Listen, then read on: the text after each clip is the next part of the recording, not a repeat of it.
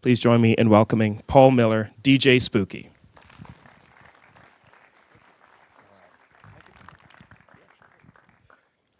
First and foremost, I want to say thank you guys for coming out. I know it's hectic and it's always something to like cut the time to actually come and check out an event, so thank you.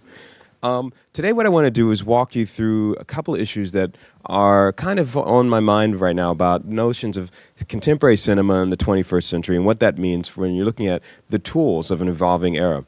So behind me I have kind of the page for my iPhone app on the iTunes store, and I'm really interested in this notion of freeware and open source media. So during the score, what I'm doing for the film is saying, all right, we have a string quartet that I've written note for note what they're playing, but I also have the digital media files, so I'm sampling and layering them through my iPhone and iPad app. And what it does is it lets you kind of integrate your iTunes library and pull it straight into the mixing application, as if all the physical material that you see on this table is exactly been made into software. So basically, I don't need to carry around crates of records anymore at all. So what I want to do today is kind of walk you through some of the historical precedents, but also some of the practices and techniques of thinking about a film soundtrack, of thinking about video games, thinking about the idea of how software is a new form of tools that really have opened up the vocabulary of what the creative act can be right now. So before I get into that, I want to invoke what I like to call the gift economy. Now, the gift economy in many cultures, anthropologists study it for thinking about this notion of exchange. And what I want to do is say it's about different kinds of values, and above all, it's not about scarcity. Capitalism and the way that we normally think about the idea of scarcity is based on if something is scarce, that means it has more value. So say, for example, why are diamonds more expensive than water? That's something that the economist Adam Smith was thinking about when he wrote The Wealth of Nations way back in the 18th century. And what I'm thinking about right now with digital media is, all right, if anybody can make a copy of anything, that means the value trends towards zero, because you have so much of it that it's the value actually becomes, if everyone has something, it has less value. So the opposite is going on with what you call cultural capital. And that's something where people create value from social networks, from the value of your contacts, from the value of your exchange with your peers. So film is a kind of a bizarre medium because millions and millions of people will go see it. Probably less than several million people might download or BitTorrent something. But the threshold of how you get into a film is usually based on your peer group.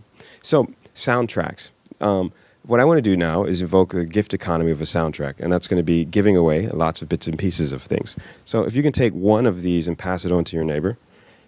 There you go. And let's see, I'll pass the other ones in the other direction. Hopefully, I'm pretty sure there should be enough. So if you can take some and just pass it straight back so the people in the back get it as well. So if everyone has a copy of the same thing, in economic terms, that means it trends towards zero value. So we live in the culture of the copy, right? Most people will have a pair of Nike or Adidas or whatever kind of shoes, or your jeans, or the architecture of the building you're living in. Most of these are made from blueprints and copies that have been shared, digitally edited, and somehow made available for millions of other people. So in the 21st century, the culture of the copy has become the basic premise of how we think of how culture is produced, or what they call cultural production. So what I'm doing as an artist is sort of investigating and interrogating these issues through the prism of sampling. Now, a sample is mathematical. It's something where you've taken a data set of anything. Say, for example, the most obvious sampling is the census, where they take a small fragment of the population and then extrapolate. All right, if you have a certain amount of people in a certain space, that implies, all right, Canada has 20 million, 50 million, 70 million people. But they're not going to actually talk to all of those 70 million people. They're going to take what you call a sample of the populace and then extract. So what I'm doing with starting with an iPhone app behind me is essentially saying sampling for math, it becomes musical. And data becomes your tool. So say, for example, if you're in 1842 when the saxophone was invented by a gentleman by the name of Adolphe Sax, that tool had not existed before. If without a saxophone, you wouldn't have John Coltrane, you wouldn't have Ornette Coleman, you wouldn't have Charlie Parker. But that tool really changed the way people related to the music of the time. So what I'm doing is thinking about tools in contemporary production. Software is a bizarre situation because it can be almost anything. You can transform it, change it. It's always something that can really, for lack of a better word, never really be finished. So if you write an essay, if you make a film edit, if you make a music edit, you can go back and change it. Why not, right? So that we're living in an era where there's never really the sense of a complete work. And that's something that if you look back in time, most artists say, all right, it's done, it's finished. If you're Wagner and you've written the Ring Cycle opera, you can be like, here's the last note. If you are, Charlie Parker playing, any of his stuff, well, Charlie Parker is maybe a bad example, but you have to think about the idea of the finished work. That's something that most centuries of art production in whatever culture you existed in, globally speaking, were part of a social fabric. For 21st century, I think any artist has to understand that we're living in a time where you never can be quite sure how it's going to be finished.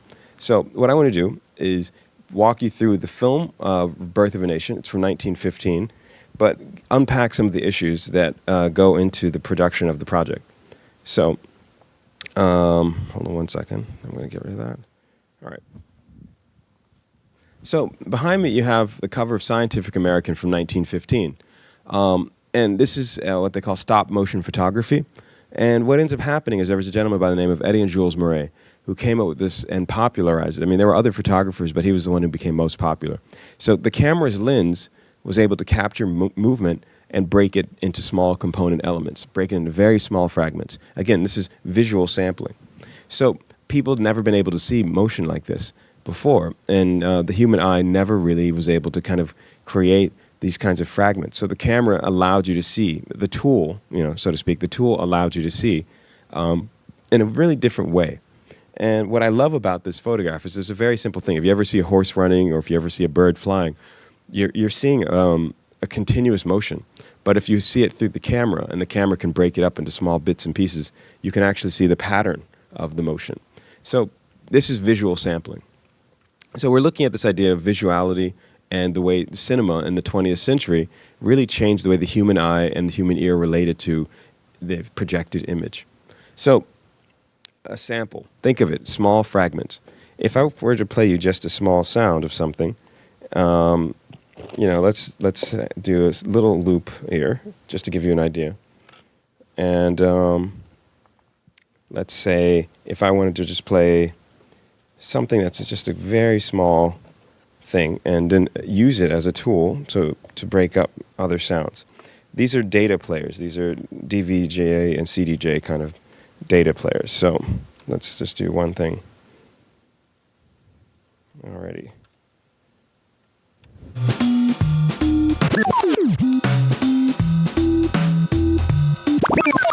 Right? So I can loop this.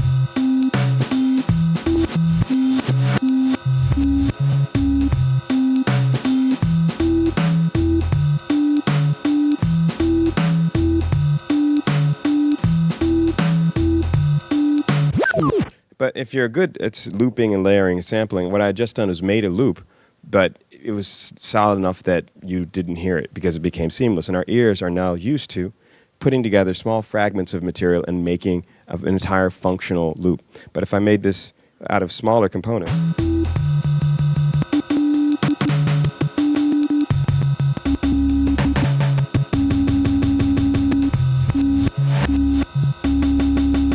right? So these are tools that mimic other tools. So the phonograph back in the beginning of the 19th century was the beginning of the 20th century was very new. But what ends up happening is you have the ability to make these small fragments become a seamless sequence of motion in the same way that what I was just doing was making a sequence of sounds. So if I took small fragments of visual material and cut it up, like exactly what the camera's doing, you would be able to see the trace. So what I'm saying is you're kind of looking at this idea of digital literacy. Now, the human eye and the human ear for the 21st century, very few people will be able to read this. In fact, I don't know of any human being that could actually read it and come up with some data. But the idea here is that your phone can read it. And I'm working with cell phones and this idea of rescoring, and same thing with iPad and iPhone and so on. So I began my discussion with an iPhone app and talked about soundtracks. But what I want to do now is play you one of my favorite filmmakers. His name's Méliès. And he came up with this idea of magic theater. And what I love about his work is that he was a magician who became a filmmaker. And so what you're going to see is, imagine if someone could take apart a QR code and make a music piece or a video out of it. But for the 21st century, that would be really wild. But if you go back to the late 19th and early 20th century, making a film was super high-tech. Very few people knew how to do it.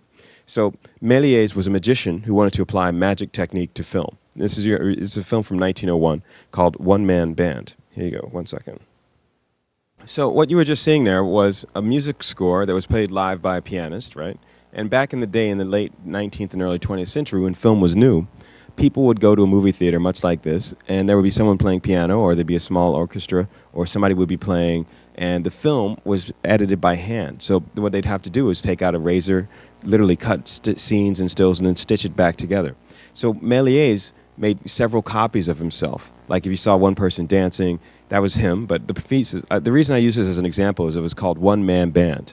So he made a copy of himself, had to project it against the wall, would dance with that copy, then record that, then project that again. So it would be 2 or 3 or 4 or 5 copies of him running around. And he became one of the first filmmakers to start thinking about editing as an art form in its own right. Because you had the Lumiere brothers who were doing much more of a realist kind of situation. But you got to remember, back in the day, film was really new. And if people saw a train coming out, towards the screen, they would actually get up out of the theater and run because they thought the train would come flying out of the screen. So back in that time period, thinking of this as sampling was kind of a very interesting evolution of visuality. So what I'm thinking about is this idea of the logic of how you put together information. Anybody out there heard of the gentleman by the name of Garrett A. Morgan? Anyone? No? Okay. He was an African-American inventor who was really competitive with Thomas Edison. And one day in 1923, he was on his way home, and he saw a Model T Ford car hit a horse carriage in the middle of an intersection. Now, back in the day, American streets of most major cities were unregulated. So you had motorcycles, horse carriages, people walking, just randomly. There was no sense of structure. So he's like, wait a second, we need to give a little bit of structure to the city. So he went home and invented what we call the street light.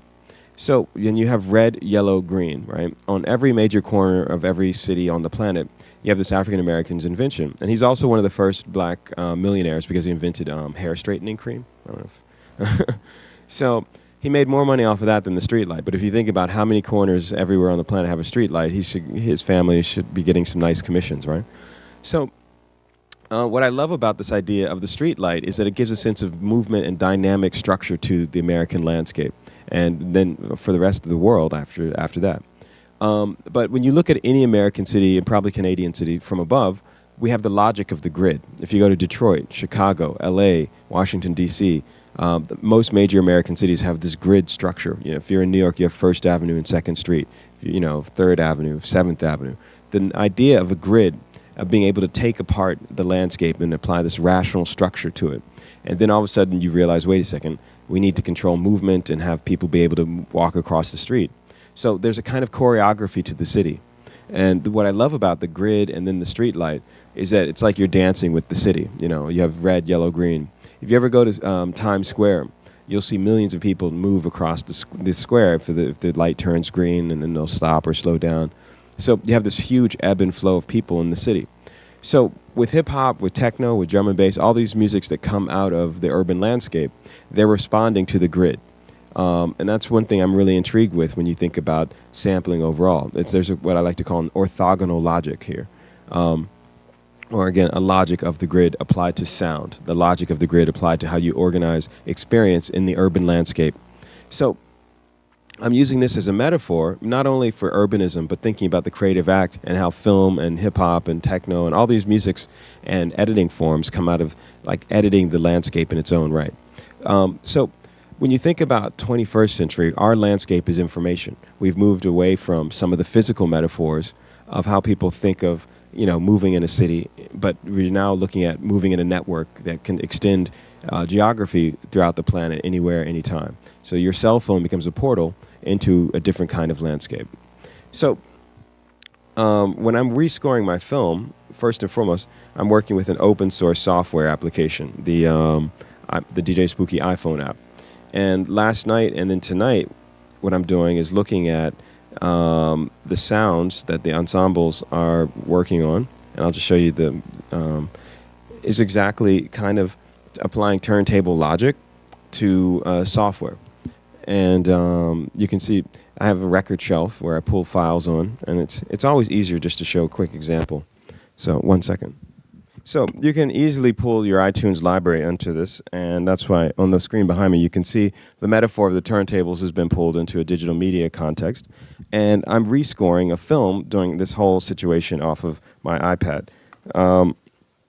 And you can see the kind of idea of the playlist, and you pull material in and then apply it to each turntable, and you can just start mixing. So we made this very easy and intuitive to understand, and we just did a whole situation of saying, all right, if people have iTunes, right, how many millions and millions of people have iTunes? Probably most, just out of curiosity, most of you probably organize your music through that, I would imagine, no? Just a guess? All right, that's the whole room. Okay. So if millions and millions of people have transformed their record collection into files, right, you no longer need the physical object of the record. You don't need this anymore whatsoever. So for me, the motto is, all right, the top-selling album of all time, forget the Beatles, forget Bob Marley, forget Elvis. The top-selling album is the blank CD. So people want to be able to make their own version of anything. And so what's going on is that what happens is you change the way you listen, because you might not like a whole album. You might want just one fragment of it, and you might not even want that full fragment. You might want just a loop or a small slice of it so that you can make a full mix out of it.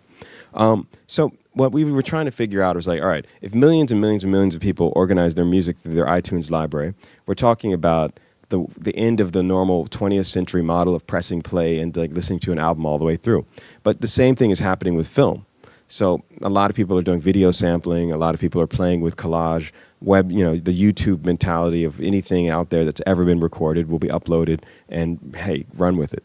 So as an artist, I'm very interested in saying, all right, if that's the case, then we need to understand how that changes the way people relate to music.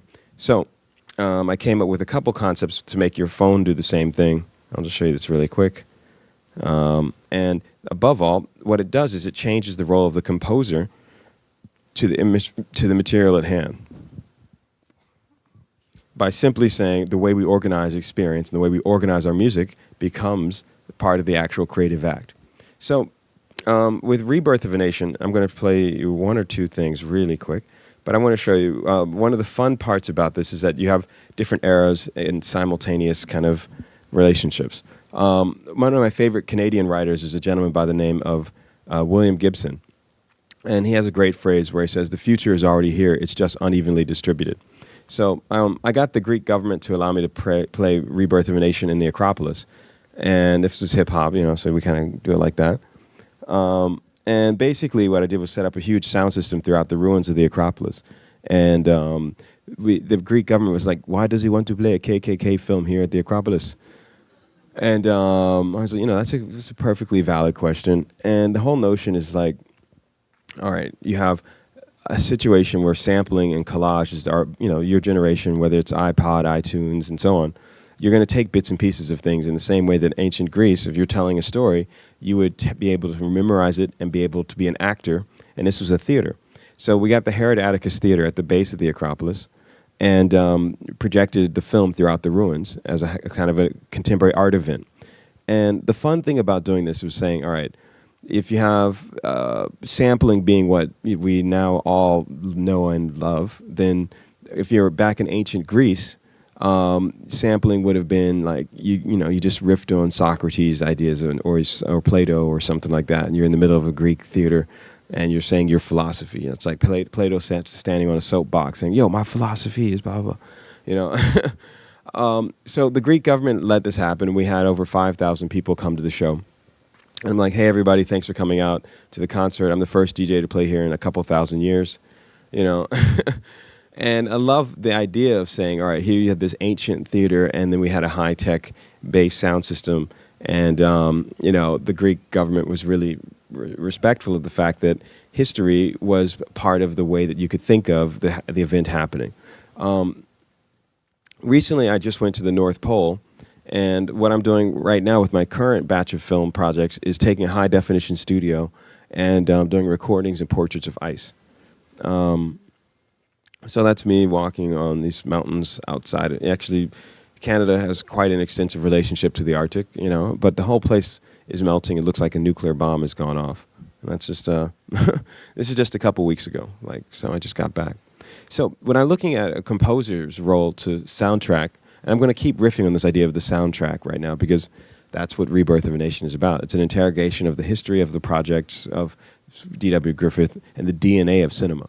So Wagner, he's a big influence in my work. He came with this term Gesamtkunstwerk, which simply means total artwork, an artwork that can be both a physical sculpture, an artwork that can be theatrical, an artwork that can be architectural. So what he would do is he created a movie, his own version of a movie theater way back in the day, and he was an architect and composer. So what ends up happening is he made the theater so that you could have lighting and you could have design. And this is in the 19th century, so it was really wild. So you went in to see his opera, and they'd have projection and lighting. They'd have music that would, be played by an incredible orchestra, and it blew the Germans' minds. And in fact, it still blows the Germans' minds to this day. But how many of you guys have seen Apocalypse Now, for example? All right. There's a famous scene where these helicopters come in and they're about to bomb a Vietnamese village, and they put loudspeakers on and play Wagner's Flight of the Valkyries. Dun, dun, dun, dun, right? So that's a sampling from a scene from Birth of a Nation, where it's called Ride of the Klansman. And I will show you just really quick the soundtrack to Rebirth of a Nation, just to give you an idea. So Francis Ford Coppola saw that and was blown away, and he's like, I got to remix and sample that scene. So what he ends up doing is he makes his famous scene in Apocalypse Now, where the U.S. military's helicopters are about to ride in and bomb this Vietnamese village, and they play, dun, dun, dun, dun, dun. But that's a riff. That's the first major riff of the 20th century, is that everybody knows that one riff. Now, I could mix it with a hip-hop beat. I could sample it. You could play in all sorts of contexts. But the idea of a riff or motif is what memory is about. You're playing with people's memories of songs, and that's what sampling does. It plays games with memory. You edit a sound, you edit a scene in a film, and you come up with new versions of thinking about the way that scene or that sound can unfold. So Francis Ford Coppola sampling D.W. Griffith is the equivalent of me sampling Wagner for my own soundtrack for the film. Tonight, I wrote note for note what the musicians are playing, and I'm sampling it running through my iPhone, iPad software. So that's a 21st century take on the same phenomena. Now, I just want everybody out in the audience to remember, Birth of a Nation is a horribly twisted and racist film, straight up. It's terrible. Amusingly enough, it's a riff, again, a motif that keeps coming back in American cinema, but also in American politics. It was a film that was portrayed as true. So what I want to do is play you the trailer for the project, and just kind of get that out into this notion of how film and soundtrack culture relates to the way we think about truth, and especially in the United States. Canada, you guys are reasonably sane next-door neighbor. But, we've messed up quite a bit of the planet with the American dream, so I think it's a nightmare we need to wake up from, maybe, I don't know. So I love the idea of D.W. Griffith saying, what is the truth? Because Birth of a Nation, it was the first film to ever come up with the term blockbuster, for example, because people would line up around the block to see it. It was the first film to play at the White House, and it was presented, as this idea of a truthful encounter with the history of the Civil War, whereas in fact it was completely false. So I'm very interested in saying, all right, in the 21st century, when you look at the war in Iraq, when you think about the weapons of mass destruction we were given as an excuse to go into Iraq, you realize that film can be a powerful tool. And the way that Bush administration used kind of the false data, of a media situation to create the tension to lead up to the war, you can easily say these issues are still with us. So we have $1 trillion fiction of these two huge wars based on nothing. Remember, they didn't find any weapons whatsoever. So you can easily see that film can be a very powerful narrative tool. And what I'm doing with my project is saying, okay, if we've had a century of this kind of stuff still based loosely on D.W. Griffith, how do we update the formula and say that this needs to be democratized, that you guys need to be able to take a film apart and make your own version? So that's what this project's about. It's an open source initiative, and the film is on my website. If you go to djspooky.com, there's lots of different versions of it. And there's a series of essays, and hold on one second. And it was started out mainly as a gallery kind of situation, but the whole notion is that it's an art project looking at contemporary cinema from the viewpoint of collage. And so, there's trailer, there's the essay, and above all, it's this kind of interrogation of saying that film history is part of the way I actually love to think of sampling. It's not just about music. So it's a DVD, it's a film installation, and so on. I always do the graphic design for all of my projects. So as a visual artist, I made the iPhone app covers. And say, for example, also, I'll show you another project. It's a weird thing with digital media. I'm always multitasking. I just did this project with Shep Ferry. He's the guy who did the Obama Hope poster. And we did this thing called Green Patriot posters. And it's a fun project because what ends up happening is like the whole book is recyclable. And I took a studio down to Antarctica and did a project around environmental issues. And we made a series of gallery installations and so on. So the fun thing about film, the fun thing about making posters, graphic design, is that it's about digital media narrative tools. And when I say narrative tool, i.e. visuality, software, sound, these are the new ways of telling stories. My next couple projects are going to be available much more as like Vimeo kind of situations and so on. And speaking of which, I want to show you one last project. So that's a soundtrack, right? I mean, so when you have your friends, when you have people around that you work with creatively, if you guys are going to make a film, which I'm hoping you guys out there will, you're going to have to use tools that hopefully are inexpensive and or free, right? You're going to have to think about editing scenes. You're going to have to think about rescoring. All those things have now become less and less expensive. And the reason I'm showing you an iPhone app and an iPad app that lets you score a film soundtrack or that lets you DJ mix is that these are things that I think a lot of people are going to be facing over the next couple of years. The cultural term is the democratization of the tools. Normally, these kinds of software would cost thousands of dollars and you'd have to deal with all sorts of stuff. But what we're trying to do is make it free, very flexible, very democratic, and above all, something that it can interact with your own software from your iTunes library and so on. So I'm going to wrap up with that. I have a lot. Usually it's in like an hour or two lecture, but I know time is ticking and just want to get people to think about this. But I write about technology and art and music with MIT Press. MIT in the U.S. is probably one of our top technology schools. My most recent book was called Sound Unbound, and it's 36 essays about sound art, digital media, and contemporary, compositional strategy. So I had people like Moby, Chuck D from Public Enemy. I even got Daphne Keller. She's the senior legal counsel to Google. She's kind of a rock star lawyer. I had her write about the way YouTube will go through algorithms online. If you post a video, it's not a person. It's actually an algorithm that can detect if you have illegal content. That's why they have videos get flagged and pulled down. So that's and she has like 200 lawyers working for her. She's this major figure for contemporary law. And I'm really interested in Google right now as this kind of huge, eerie place where people are uploading videos of their life to YouTube. So I had her write an essay. I even tracked down the guy who invented the record cover sleeve. He's still alive. His name's Alex Steinweiss. So these are all things that I'm thinking about as an artist, like graphic design, looking at editing a film soundtrack, looking at not only the soundtrack, but how you edit a scene in a film. And the motto for the Birth of a Nation / Rebirth project is director as DJ. So 36 essays in my book. It just came out a little while ago. We had copies yesterday for sale, and people, they sold out completely. But I think they still have copies downstairs in the bookstore. And they have copies of my current albums and stuff like that. So I don't know if anybody out there knows Yoko Ono or Chuck D from Public Enemy. I just produced the lead single on Public Enemy's new album. And what I'm thinking about, I'm going to just show you one last tiny thing. There's a gentleman by the name of Stravinsky, and he got put in jail. And so this is like a little gangster composer situation because he remixed the American anthem, which back in the day you weren't allowed to do. So the police stormed the stage and took him from off stage because he was playing the American anthem wrong. And this is in 1940. So Stravinsky, he said a great composer doesn't steal, copy, he steals. And I'm going to wrap up with one or two, like a small video clip when thinking about this idea of Stravinsky and the soundtrack and the sound system. This is a photograph from 1915, and it's considered to be one of the first sound systems. It's a gentleman by the name of Luigi Russolo on the left, and he basically wanted to get rid of the orchestra altogether and have everything come out of loudspeakers. So in 1915, this was like original punk rock. Like people would storm the stage, they were throwing bottles at them. They're like, "Where's the orchestra?" And he said, I'm playing everything through the sound system here, and that is the orchestra. So 1915, if you then fast forward to the 60s in Jamaica, the sound system aesthetic really takes over, and people started playing records more than they would see the band.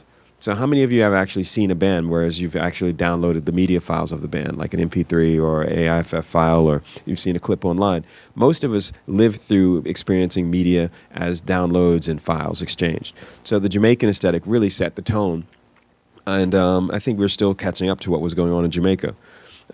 So the guy who invented the idea of the remix, his name is King Tubby. What he would do is he would take records and strip the voice out of them so that you could have an instrumental, what they call a dub version. And so in the 60s, this was a really big deal because bands like the Rolling Stones were hanging out in Jamaica. The Jamaican scene was actually playing a lot of reggae records in the clubs in London. So they eventually influenced bands like The Clash, The Police, and so on. And the Rolling Stones actually still have houses in Jamaica. So the idea of tape editing, right there, he's editing a sound. It's the same way you edit a scene in a film, like you would have to cut a film edit, and so on. So what happens here is the voice gets taken out, and that's where you get the beginnings of stuff like karaoke, which is a multi-billion-dollar industry in Asia. But you also have instrumental versions of songs that becomes the origin of dub and hip-hop and techno and all these different styles. So he's a very renowned figure in a certain world, but I like to consider him the inventor of the idea of the remix. So I'm going to play one last clip and then open up to questions. Recently, I worked with a project called Copyright Criminals. And it's me, Chuck D from Public Enemy, and a whole bunch of different artists like De La Soul, Mixmaster Mike, who's the DJ for the Beastie Boys. And it's narrated by Jeff Chang, who's a really renowned Chinese-American writer. So let me just play you this clip, and then I'll open up to questions. So the idea here is applying sampling technique to film. So this project just came out a little while ago, and it's narrated by a lot of different DJs and artists and stuff like that. And we got the drummer for James Brown. He's one of my all-time favorite drummers, Clyde Stubblefield. So that's going to be a video and album coming out. I'm sure you guys know James Brown, right? Okay. He's like the DNA of American, like late 20th century, anything, everything. So between him, Parliament Funkadelic, stuff like that, to be able to work with him, he's still alive. He's a guy, he's playing in a bar in Minnesota, so we had to go and track. In hip hop, you call it digging in the crates when you really want to find a rare record. So being able to track down the guy who played on James Brown's drums, I was like, wow, man. So we're going to make an album out of that. And it's going to be a lot of people who are into hip hop and techno and drum and bass, dubstep. And so I like doing projects. It keeps life fun. It keeps life interesting. And this is going to be a video thing about searching for the most famous drummer of the 20th century that nobody knows. It's like he's, if you think about James Brown, there's so many songs that you've heard his drums, but he didn't get any money. So we're doing it as a project where we're going to have all the money go to him. And that's, I think, a good thing to help a musician who has really influenced millions of people. So with that said, I'm going to say thank you, and we'll just open to questions. So I do want to open it up to you for questions, but I just want to take a couple of minutes to maybe formulate some of the ideas that you were talking about for the group. And the first thing that really struck me is you talked a lot about DJ culture, about sampling. And one of the things that you didn't talk about, but it fascinates me, particularly because you're dealing with Birth of a Nation while you're here, is the sense of remixing and sampling and reorganizing pre-existing works of art as a particularly African aesthetic. And I'm thinking about bebop, I'm thinking about jazz standards generally, how many different versions of a song there might be. I'm thinking about what happened in Jamaica with dub reggae, of course the whole origins of hip hop as well. What is the connection between reformulating pre-existing works of art and African culture? Well, the funny thing about Europe, and this is maybe something that happened in the 19th century with the rise of mass media, is that people always wanted to have a specific version, whereas oral culture If you go to ancient Greece, if you go to West Africa, the griot tradition, people would always have versions of a story, and there wouldn't be one definitive version because somebody might be a good storyteller in a small village, and then the other village hears about it, and then they want to hear a different version. That if you go to ancient Greece, early European culture was into that as well, but when it became written, the Gutenberg press, the idea of having an exact copy of something really changed the way I think Europe related to text. The same thing happened in China, where you had like thousands of years of written tradition. I think when you're looking at oral culture, somebody might be at a bar and they'll tell one story, another person might tell a different way. There's a famous game called Chinese Whispers, where you have people in a circle, and by the time the circle of the story comes back to whoever, it's totally different, right?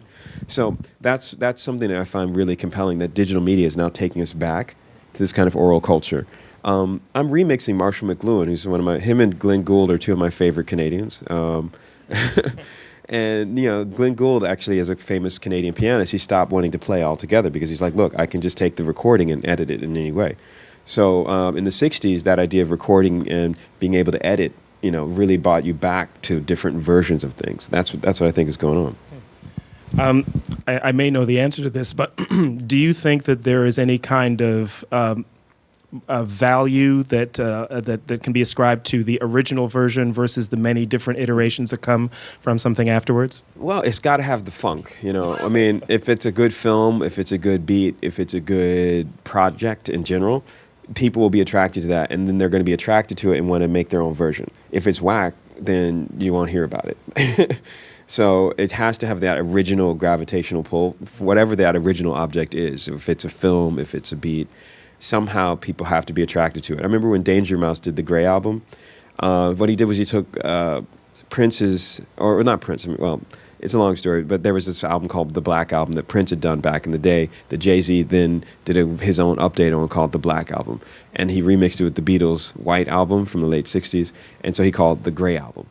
And and the Beatles have mad lawyers, and as soon as that was put online, people started downloading it, and all these websites started passing the link around. So I love this idea of when you're talking about the original, because a lot of people hadn't even thought about listening to Revolution Number 9 or half of that album in a way that Jay-Z is still a very popular figure and putting his voice, just what they call a mashup. So the funny thing about my Rebirth of a Nation film is it's a mashup. It's taking all this kind of historical materials and like saying, this is the original DNA of how people thought of what was the idea of Hollywood, like with a capital I, the idea. A big film, it's the first film to make over $1 million. But what ends up happening is it set the tone for racial politics, and people started seeing it as the real thing that happened. But the eerie part about it is that it was totally a fiction, and so people thought it was original. Well, I'm interested in that part of it as well, because, of course, D.W. Griffith was trying to recreate the history of the Civil War and what happened right after the Civil War in terms of Reconstruction and turn it into a narrative that would then become a kind of a driving force in the way Americans thought about their own history and thought about the relationships between blacks and whites. You then go back to Birth of a Nation and you remix that. You make a rebirth of a nation. What happens to the political content of Griffith's original work and the kind of all of the moral questions that have risen up around it as the decades have passed on? Because people watch that film now from a very critical point of view. What happens to that reading of the film? What happens to the original political content of the film once you remix it? All right, you got to remember, back in the day, when this film played, there were riots, there were huge lines, people were just like, they couldn't get enough of it. They would go back and see it 10, 15 times. The NAACP organized protests. President Wilson, his parents were former Confederate soldiers and Klansmen, so he was like, hey, I'm down with the Klan, It was really wild. And I don't think America had ever seen such an idea of an epic film, because before that, films were very short. They were usually videos now, they were usually 3 minutes long.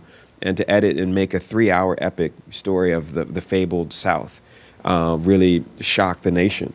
Right now, the inheritor to this is Avatar, where the Avatar film really transformed a lot of people's early 21st century ideas of, corporate greed and destruction and depredation. But it's a funny thing. It's a white guy who goes to another planet, become a blue creature, like a natural alien, And the reason I'm looking at Avatar versus Birth of a Nation is that they both are these sweeping epics, and they both set the tone for how people think about. But I actually think Avatar had a little bit more of a positive message. But the political content of that time, in 1915, all right, the war was going on. You had a lot of protests against the war. You had women's rights movement. You had a lot of stuff that was causing social upheaval. But after the film, the rise of lynching and lynch mobs, for any black person that was elected to office, you barely saw a black politician elected for most of the 20th century. So I made this film before Obama got into office, mainly as a response to Bush. I mean, I was really disgusted and annoyed with how he stole both elections, and the fact that the population was so passive. And again, Birth of a Nation is the first film to show a flawed election. There's like a scene where a guy wants to put his ballot in the box and he gets turned away, or they have ballot stuffing. So what ends up going on with this is it's a very tricky situation. Because the racial politics was directly tied to the fear of if an African American was elected to the highest office. So then, this guy gets into office in the film, and the white people start going crazy. So guess what? It's Obama versus the Tea Party, in 2010. So we still have this going, and the American right wing has a very sense of selective amnesia and selective outrage. Say, for example, I don't know if you guys are Canadian, so it's a little more mellow here, but in the U.S., when we do it, we get really wild. Like, there was a Republican senator recently who got caught offering blowjobs in the bathroom of an airport. I don't know if, or there was this one group of Republicans that had call girls and hookers coming by, but they're all still in office. But now if a left-to-be progressive guy like Eliot Spitzer, who was our governor in New York, he was having a call girl come by, and he, of course, he's a liberal, and so the Republicans are like, oh, you can't do that. And he has to resign. But if you're a Republican, they have this crazy website called RepublicanHardBodies.com for gay Republican senators who are also, of course, right-wing and saying no homophobic, or whatever. But meanwhile, they're in a closet or whatever. They're offering so they're in New York. There became a bumper sticker. Have you gotten a blowjob from your senator lately? And but the hypocrisy. Yeah. That's what I mean. Yeah. So. What you're doing with the film is, I guess, trying to offer people a way to read the original film differently. Right. And is it possible after you've seen your version, Rebirth of a Nation, to actually go back to the original film and have a changed perspective? Or what does your remix do to the original that still exists in various forms? Well, Griffith left his estate to the Museum of Modern Art and to Harvard. And when I was wanting to remix it, we sort of delicately got in touch because you never want to overplay your hand. And we got in touch with Harvard first because it was like, look, they're academic. The film is from 1915. It's a little beyond copyright law. So Harvard, the curator for film was Bruce Jenkins. He's a historian of film, really renowned scholar on the history of cinema.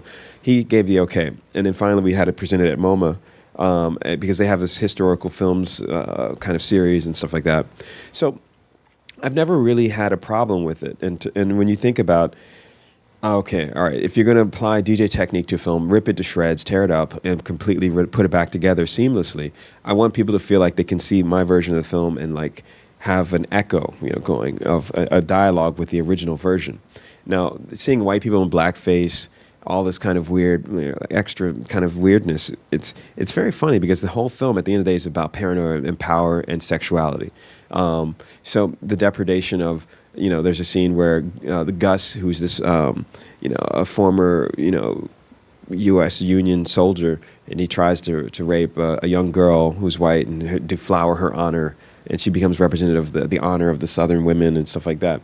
Meanwhile, again, the hypocrisy here is that in the South, women's rights was, they were like chattel. I mean, there was all this whole situation of how the plantation system had divorced whites from blacks. So there was always a class system in place. So if you were a poor white and you weren't a plantation owner, you still had someone to look down on, which was the slaves. But at the end of the day, poor whites in the South have very few rights. They had very little economic stake in the system. So this film, I'm hoping, kind of gets people to think about the class as well as racial politics. And amusingly enough, there's been a series of looking back at that time period. There was a woman who did a book called The Wind Done Gone. There was a remix of Gone with the Wind, and that was a big controversy. I love these wordplay, like the wind done gone, right? It's also Kara Walker, the visual artist who actually works with silhouettes, which is a kind of a 19th century visual art form, and returning to that antebellum South and the very vicious images that come out of that, and kind of turning that into contemporary art as well. So I think I really want everyone to think about this as an art form in its own right. Editing, how you put together a scene in a film, how you edit together a sound, can really play with people's sense of memory, their sense of place, their sense of relationship to culture.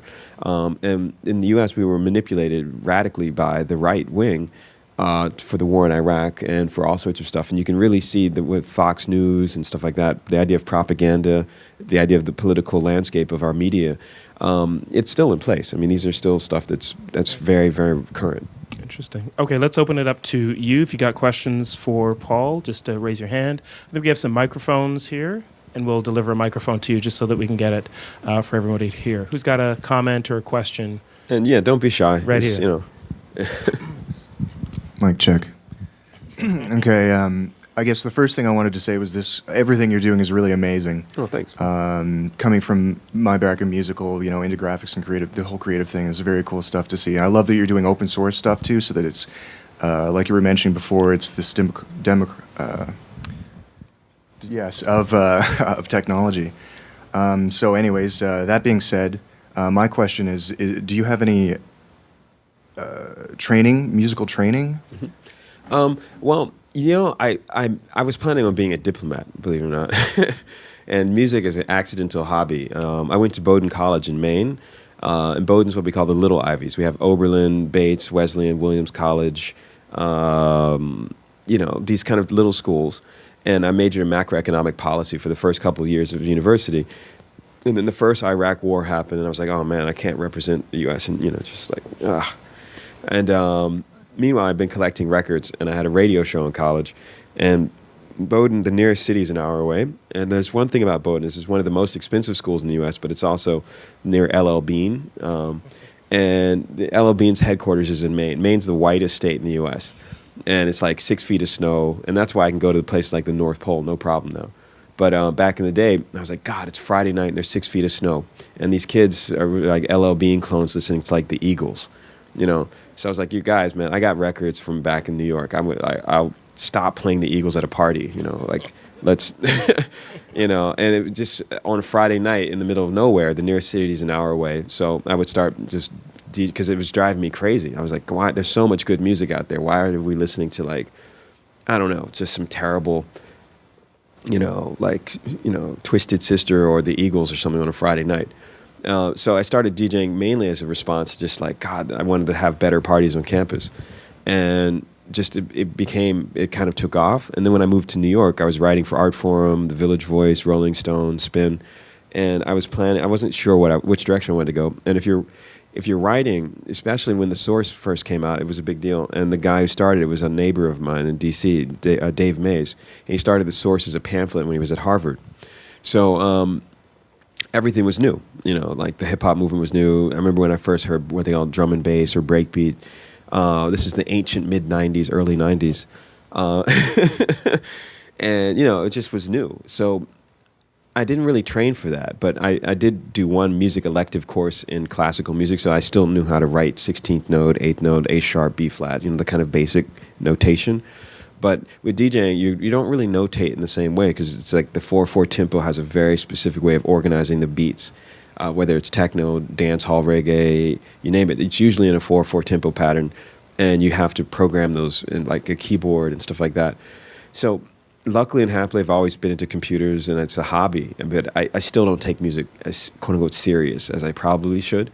But it's just a hobby that kind of sprawled out of control. Okay, other comments, questions for Paul? You guys are shy. Yeah, right back here. So the microphone's going to come to you. Can I ask the audience a question? Are you guys mostly high school students, or are you college? Okay, graduate. Okay. Did everybody get a CD, by the way? All right. If you didn't, there's extras. So I'll leave some up here on the stage. Okay. Yep. Go ahead. Yeah. First off, I didn't get a CD actually. But I was hoping you could talk a little bit about copyright law, and would like to hear your thoughts on how it relates to your actual philosophy on copyright actually as well. Like, what do you consider something that shouldn't be stolen, or is it an 8-second rule, or is it the 50-year rule, or is there a philosophy behind copyright as well? Well, truth be told, man, once it's out of your brain and it's like on a file someplace, anybody can take it and run with it any direction. You have to let go. I mean, the idea that you can control and say, no one should sample this or no one should sample that, nothing is sacred, really. I mean, at the end of the day, as soon as it's recorded, whether it's a written essay, whether it's a sound or a film, anybody can run with it in any direction. You have, as an artist, I have to do a sort of a Zen Buddhist, like Om, like just let it go. But now, with that being said, copyright law in the way it's written versus the way we live with the rip, mix, and burn aesthetic, like everyone is mostly ripping and mixing and sending files back and forth to their friends. That's cool, no problem. If it's Nike doing it and puts a beat of mine in a TV ad versus some kid that puts a beat of mine on a YouTube clip, I'm not going to sue the YouTube clip. I'm going to sue Nike, right? But when you think about the history... Why would you sue Nike? Well, it's because there's a whole... Nike got money. Right. Now, and I've done TV commercials and stuff like that. My music's been licensed for like The Gap. I did an ad campaign with The Gap, for example, or I'm working with Apple for my iPhone app. So, and my last major label album was on Geffen Records. So I get there's a commercial logic in place.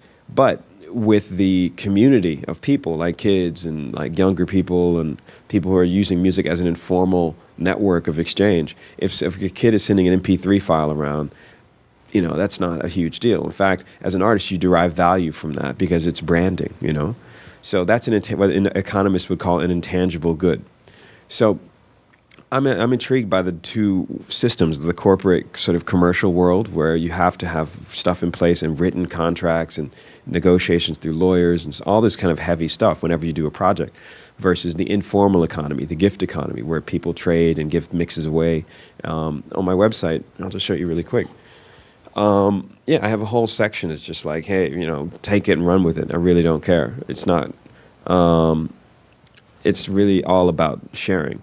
So I made a whole series of cell phone mixes that you can download. I have to admit, I haven't done a Google Android app yet, although I plan on getting around to it.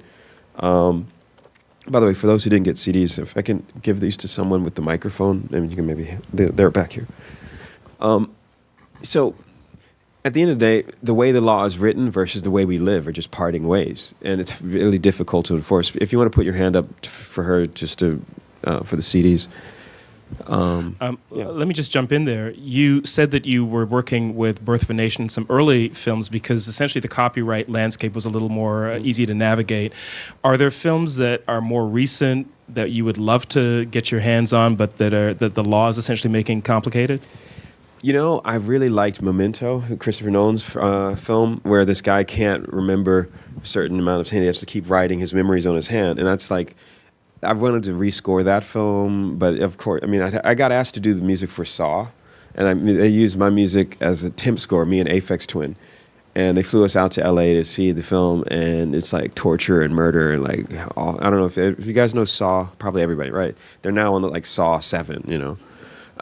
So the first one, I was like, I flew out and the lights came on after the film screening. My manager was like looking at me, and he's more of a business guy. And so I was like, yo, man, this film is fucking fucked up. You know, it's like really. World premiere at the Toronto Film Festival. Yeah. And I was like, take my music out. I was just like, you know, it's like a chilled out hip hop beat and someone's face is being sawed off or something. You know, it's like, and. And I was like, yo, this is like, you know, my music is not like torture beats, you know, or something. And so my manager was like, Paul, trust me, leave your music and you will make so much money from this. And I was like, I can't take this. I mean, my music is not like death and torture, you know. There's funny moments like that where the commercial aspect of being a film soundtrack composer or a TV music composer or just a club beats, you know, where I make tracks all the time. I mean, I'm producing other artists and working with lots of projects simultaneously. I was like, this one, Steven, let's just, like, nah, it's just not happening. And now they're at Saw 7 and it's a multi-billion-dollar film. You know, I probably should have left my, you know, I wouldn't have to do anything. I'd be living off the royalties for that for a while. But, you know, commercial culture, if you're an artist, you really have to always be aware of how your music's being positioned, how your film will be viewed. These are things that you guys as young students, if you're going to be anybody out there who's a filmmaker, you have to be thinking about as the 21st century evolves. But yeah, in general, though, it's hard to kind of say copyright law, but the mashup and the remix, if I'm going to do something that's fun and just say whatever and just put it out on the web, I don't really care about like copyright. But yeah, for official stuff, I have to negotiate. Yeah. Okay, definitely. let me ask you something, because we're in a film theater and in a film building. Remakes are a huge part of the movie industry now. Like every 80s TV show, every 80s movie seems to be remade. And there are different approaches to remaking a film. I guess one extreme is what Gus Van Sant did with Alfred Hitchcock's Psycho, where essentially he tried to do a shot-by-shot remake, and then you've got complete reinventions and new characters and that kind of thing. What's your take on the remake industry, which is a very commercial enterprise as opposed to what you're doing? Well, okay, for the 21st century, and this is something I would love to tell you as a film director, and artist, it's like memory. I mean, everybody, if somebody, it's like, I've actually been at meetings with like major film execs where they're like, you call it the pitch. It's like, they're like, it's Batman meets Alien, and you're like, if you're doing a pitch, like they'll be like asking, what's this film like? And you have to reduce the entire film pitch to like one sentence. And people are, I can only imagine like a really bad science fiction film called Skyline just came out. And it was like Starship Troopers meets Alien meets The Matrix. Like the creatures even look like they're from The Matrix. And I was like, man, this is whack. It's like, I want to see a new, fresh. I like the poster for Skyline and the idea, the trailer was cool, but the actual film was just. You don't see that as quotation or as interesting in any way. It has to be done in an interesting way. And I think there's a lot of nuance. I mean, when you think about Christopher Nolan, he's a film director whose work I like quite a bit. With Inception, for example, there's scenes where the characters are sort of flying around and the room is turning upside down. But he took that from Jean Cocteau. There's a really famous film called Blood of a Poet that I just presented at the Guggenheim. And I like doing films in an art context. Like I got the Tate Modern to let me play Ziga Vertov's Kino Glas, and I cut the film up into radically different versions of itself, and we projected it throughout the Tate Modern. And I had them put 6,000 pillows in the museum, so we had all these projections around, so the audience could just watch whatever version they wanted to. But the remake is very commercial because people already have the memory, So if you're doing like Alien 7 versus, Predator 10, people already have the memory, so it's easier to market that. It's easier to use it as a kind of a jump off point, and that's where you get this idea that memory is a scarce resource, I think. And by invoking that, by creating that as a scarce response, so to speak, you actually maximize value, which is again economics. Like if you have the Adam Smith is one of my favorite essayists on this. He wrote this essay of like, why is a diamond more expensive than water? You need water. Water is part of your body, but diamonds, people will spend, or go to war for it. They'll have $1 million industry in Congo or something. It's because people assign a social value to it. It's a very interesting moment in 21st century history with digital media. Like when you look at huge like blockbuster films like Avatar, it basically was Tarzan meets a couple other things. It's like Pocahontas. Yeah, Pocahontas, right? And if you know about film history, which I'm hoping that you guys out there, you got to know your film history. It's digging in the crates. You're only as good as your archive, and you have to always. In hip hop, the idea is you have to find really rare records, and that increases your cool factor if you know where the tracks are from and you know the history of stuff. Let me just underline that point, because that's an interesting one. You have to know your history. In a sampling culture and a remix culture, it can look very easy. It can look like you're not creating actually original works of art, but there's a lot of research and background and gathering of knowledge that goes into what you're doing and what your colleagues are doing as well. Can you talk a little bit about how you actually go about that? What are you looking for? How do you look? How do you amass the body of work that you're actually then going to sample and remix and remake? Mm-hmm. Well, when I was a kid, I was really into watching old film, but it was one of those things where like in the ancient 80s when I was in my teenager years, the 80s, we had Ronald Reagan on one screen. He was an actor, and I grew up in Washington, D.C., where our mayor was Mayor Marion Barry, and he got put in jail for smoking crack. I don't know if it was... So growing up and seeing Ronald Reagan, who I remember he had this really funny TV show called Bedtime for Bonzo. Do you remember? I was like, an actor as president. Wow, this is bizarre. You know, it's like, which script are we reading here? You know, it's like, I remember when he was elected, my mom was like, "Oh my God, this is a disaster." And I was just like a little kid. I was like, "Why is it a disaster?" She's like, "This is this right-wing actor. What the hell?" And I remember when Clint Eastwood got elected as well. Or of course with Arnold Schwarzenegger. In America, we like seeing the mix of politics and cinema. I mean, when Arnold Schwarzenegger got elected to governor of California, I was like, you know, and he literally called, you know, himself the Terminator or the Governator. And I was like, how weird can America get sometimes? You know, it's like, so when you're talking about the research and documenting, it's an important fact that enriches your vocabulary. But then again, sometimes, like some of my favorite younger directors, people like Quentin Tarantino, he was a clerk at a video store, and he would just watch all old films and that helped him like learn how to make a film just from watching all these. Because he didn't really study hardcore, like going all the way through the system. He was a clerk at a video store, and he happened to know how scenes were put together in all these different films. So, he's a good example because his films can really look like real pastiches of tons of other movies. Tons of other if you know films, movies, well, particularly Asian action movies, which he's very big into. But you don't get that kind of knowledge just by browsing and surfing casually. You actually have to spend some time going a little bit deeper and actually amassing your crates, as you say. And I am just curious about how you do that and how you follow your interest to actually get that knowledge that you need. Well, a lot of it's about the collection. And the good thing about being in D.C. in the 80s and early 90s is that everybody thought vinyl was going out. Like, because remember this was when the CD first really... So everyone would start selling records for like 10 cents at a thrift store. I used to go to like Salvation Army in the back. There's always these crazy bins of records where people were just like dumping their whole collections.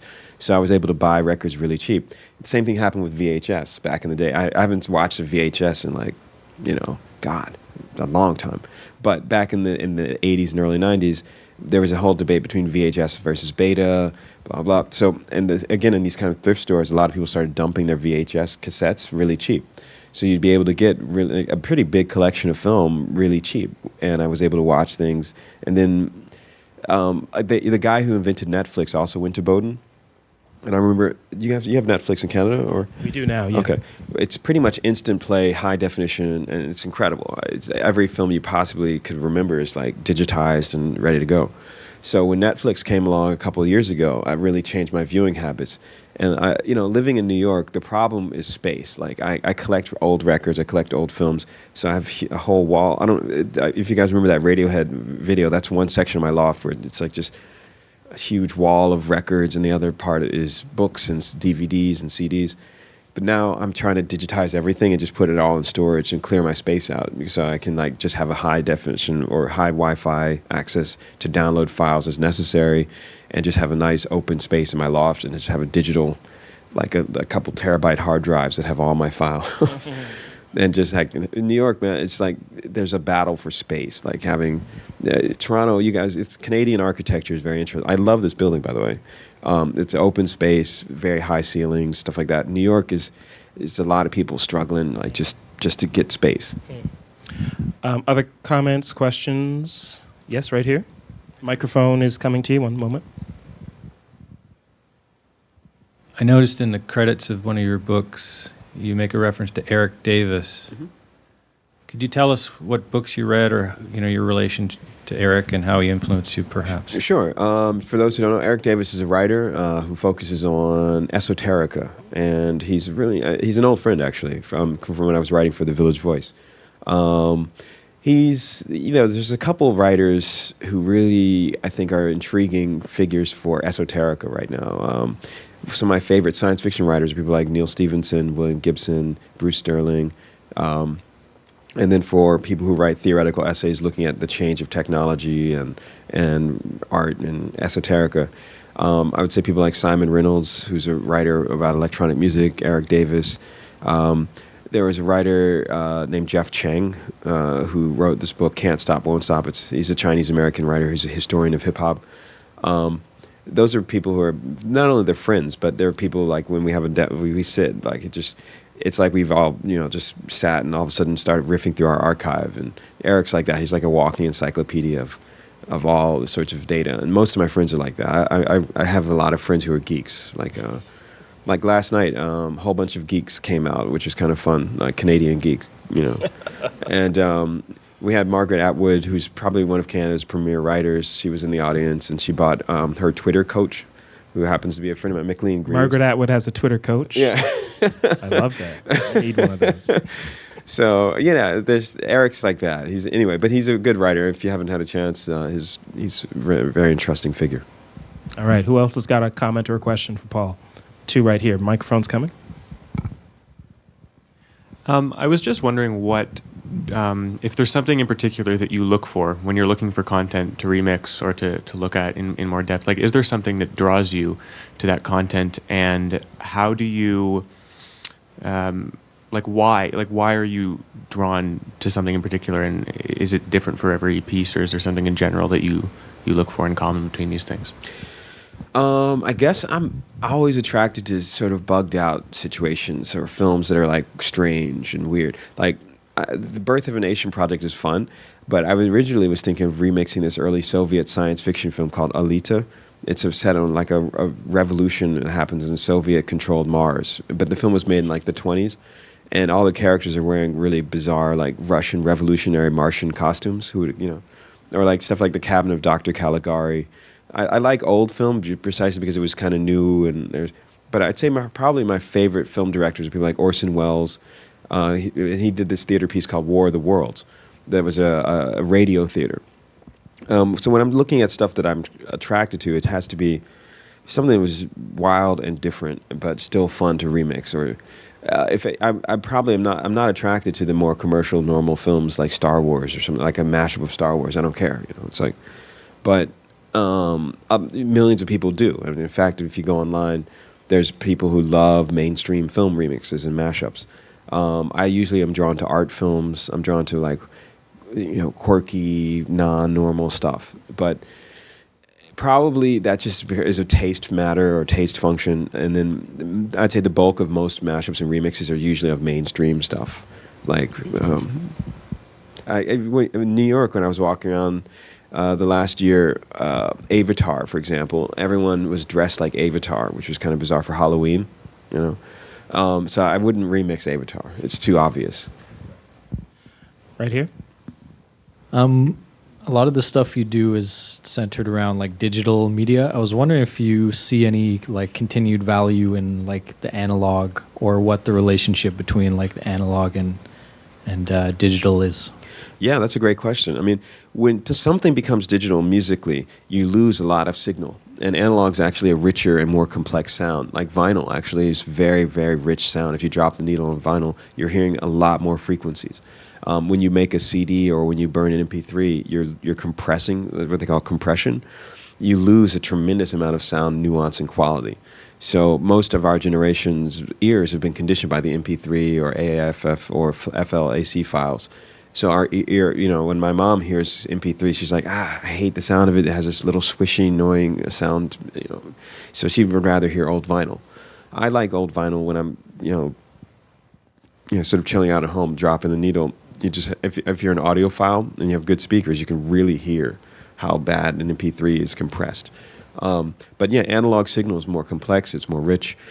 Digital signals, basically, it's just thousands of small samples. That's literally all it is. Whenever you hear a CD, whenever you hear an MP3, it's just bits and pieces of data that have been compressed. The interesting thing about like 3D cinema right now too is a similar, like anybody who's a cinemaphile, you'll notice that it's dimmer lighting on the 3D and it has other weird qualities. But if people get used to it, which most people are now used to digital sound, they just don't pay attention to what they've lost, which is kind of interesting because I'm very into old film. I'll just give you this as an example. With Rebirth of a Nation, I was like, I don't want to do a digital transfer print. I want to do a high definition print. So we had to project Birth of a Nation again and get a really good quality. I mean, if you see the film, it's better than most of the original quote unquote transfer prints. It's a long story for film geeks. When they do transfers, they'll project the film and then record that, and that's how you get a high definition print. So our version is better than a lot of the versions that are out because we went and took the time to reproject it and recut it. Yeah, I like stuff like that. Got time for just one more question. Yes, right here. Microphone's coming.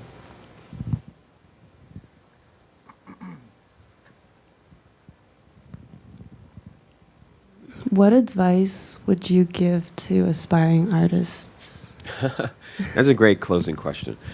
Let's see. Let me think this through. I want to give you a sound bite. That you can sample. Yeah. And basically, ignore all the rules. I mean, if you play by the game's already set up so that you're going to lose, you know. And I think I was never planning on being a DJ and making weird cell phone mixes. You know, I was planning on being a diplomat. And then, you know, I can't imagine me and Condi Rice, you know, sitting down or something. Although she plays piano. You know, she's been doing, she's doing songs with Aretha Franklin or something. I mean, that's pretty wild. For me, at least, as an American, she's like, yeah, her and Bush were like dancing in a plantation someplace. I don't know. But it's like, yeah, ignore the rules. Just try and come up with different strategies, because if you play by the norms of the game, it's already locked down. And I think what you got to do is always think there's a different angle. Always say, you know, am I doing something that's different enough that I will stand out or will have a different approach? Because if you play by the norms, everyone's already doing that, so who cares? And you'll just be thrown in with this huge mush of zillions of people with bad YouTube videos or something. So yeah, the more you can make something original and different, the more you will have people attracted to that. That's just my own. And don't forget, I'm an indie, independent, quirky.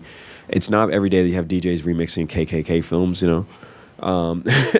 So I always try and have a different angle on things, and I think that's been helpful for me in my own career as an artist. Because if I was just scratching like fresh, you know, stuff like that, there's so many people doing that, right? Like who cares, you know? Paul, thank you so much. Paul D. Miller, DJ Spooky, a.k.a. That Subliminal Kid. Thank you so much for that. Thank you very much for coming out this morning.